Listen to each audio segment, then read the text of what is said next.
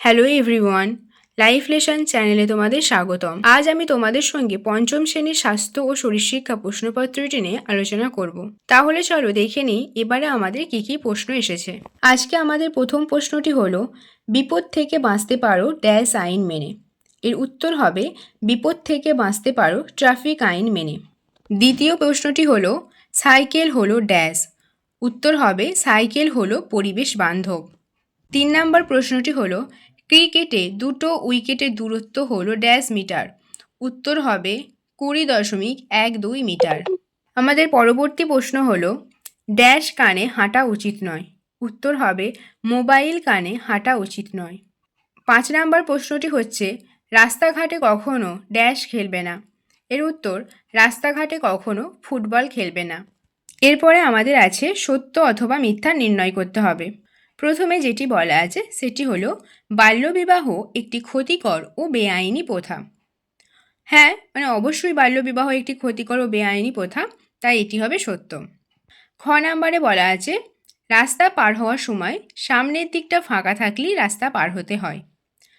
অবশ্যই দেখি যদি সামনের দিক ফাঁকা থাকে তবেই আমরা রাস্তা পার হই, তাহলে এটাও সত্য। গ নাম্বারে বলছে, মোবাইল কানে দিয়ে রাস্তা হাঁটা উচিত। মোবাইল কানে দিয়ে রাস্তা হাঁটা উচিত, তাই কি মোবাইল কানে দিয়ে কি রাস্তায় হাঁটা উচিত? না, উচিত নয়, তাহলে এটা হবে মিথ্যা। তারপরটা বলছে ঘ, যেটা, ডাক্তারের অনুমোদন ছাড়া যথেচ্ছ পরিমাণে নানা রকমের ভিটামিন ওষুধ খাওয়া উচিত। এর উত্তরটাও হবে যে না, ডাক্তারের অনুমোদন ছাড়া যথেচ্ছ পরিমাণে ভিটামিন ওষুধ খাওয়া উচিত নয়, অর্থাৎ এটিও মিথ্যা। এরপরে আমাদের একদম শেষ প্রশ্নটি হলো, ফুটবল খেলা দলগত। হ্যাঁ, ফুটবল খেলা দলগত, কারণ একা ফুটবল খেলা হয় না। দেখো, এরপরে আছে বাম দিক আর ডান দিক। বাম দিকের সঙ্গে ডান দিক আমাদের মেলাতে হবে। প্রথমটা বলছে শর্করা জাতীয় খাদ্য। শর্করা জাতীয় খাদ্য কোনগুলি? ভাত, আটা, আলু, এগুলি হলো শর্করা জাতীয় খাদ্য। পরবর্তীতে আছে প্রোটিন জাতীয় খাদ্য।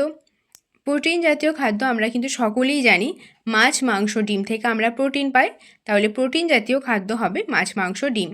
তারপর আছে ভিটামিন জাতীয় খাদ্য।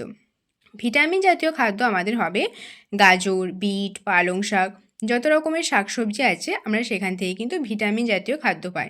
পরেরটিতে বলছে, প্রতিদিন 2.5 থেকে 3 লিটার খাওয়া প্রয়োজন। প্রতিদিন 2.5 থেকে 3 লিটার কি খাওয়া প্রয়োজন? প্রতিদিন 2.5 থেকে 3 লিটার জল খাওয়া প্রয়োজন। এবং একদম শেষে আছে আয়োডিনযুক্ত খাবার। আয়োডিনযুক্ত খাবার হচ্ছে লবণ, অর্থাৎ আমাদেরকে আয়োডিনযুক্ত লবণ খেতে হবে। লবণ খেতে হবে, তবে দেখতে হবে সেই লবণের মধ্যে আয়োডিন আছে কিনা। চলো এরপরে কী কী আছে আমরা দেখে নিই। দেখো, আমাদের পরবর্তী প্রশ্নটিতে কি আছে। আমাদের পরবর্তী প্রশ্নটি হলো, ক্রিকেট খেলায় কী কী সরঞ্জাম লাগে? এর উত্তর হবে, ক্রিকেট খেলার জন্য 2টো ক্রিকেট উইকেট, নরম ক্রিকেট বল ও 2টো ব্যাট, এছাড়াও চুনের গুঁড়ো বা চিহ্নক লাগে। তাহলে চলো দেখে নিই এর পরে কী প্রশ্ন আছে। আমাদের পরবর্তী প্রশ্নটি হলো, পথ দুর্ঘটনার প্রধান 3টি কারণ লেখো। এর উত্তর হচ্ছে, পথ দুর্ঘটনার প্রধান 3টি কারণ হলো, 1. গাড়ির অতিরিক্ত গতিবেগ, 2. ট্রাফিক নিয়ম না মানা, 3. পথ চলার সময় মোবাইল ফোন ব্যবহার করা। চলো এরপর আমরা পরবর্তী প্রশ্নটি দেখে নিই। আমাদের পরবর্তী প্রশ্নটি হলো, যদি ট্রাফিকের আলোয় সবুজ আলোর সংকেত বন্ধ হয়ে যদি লাল আলোর সংকেত দেওয়া হয়, তাহলে গাড়ির চালককে কী করতে হবে? দেখো, এখানে আমি উত্তরটি লিখে দিয়েছি, দেখে নাও। সবুজ আলোর সংকেত বন্ধ হয়ে যদি লাল আলোর সংকেত দেওয়া হয়, তাহলে গাড়ির চালক তখনই গাড়ি থামিয়ে দেবে এবং পথচারীদের রাস্তা পার হওয়ার সুযোগ দেবে এবং পরবর্তী সবুজ আলোর জন্য অপেক্ষা করবে। সবুজ আলো জ্বলে উঠলে গাড়ি চালানো আবার শুরু করবে। আমাদের শেষ প্রশ্নটি হলো, আগুন থেকে বাঁচার 2টি উপায় লেখো। চলো এখন আমরা উপায়গুলো দেখে নিই। প্রথম উপায় হলো, যদি কোথাও আগুন লেগে যায় তাহলে বেশি দৌড়াদৌড়ি না করে দমকলে খবর দিতে হবে। আর দ্বিতীয় উপায়টি হলো, আগুন যদি বৈদ্যুতিক কারণে লাগে তবে অবশ্যই দ্রুত মেন সুইচ অফ করতে হবে।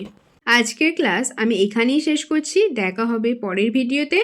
আর হ্যাঁ, তোমাদের যদি আমার ক্লাস ভালো লেগে থাকে তাহলে অবশ্যই চ্যানেলটিকে সাবস্ক্রাইব করে রেখো, ভিডিওটিতে লাইক দিও এবং যদি কারোর কোনো কিছু জানার থাকে তাহলে কমেন্ট বক্সে জানিও, বা কোনো কিছু প্রশ্ন থাকে কমেন্ট বক্সে করো, আমি তোমাদের কমেন্টে রিপ্লাই দেব।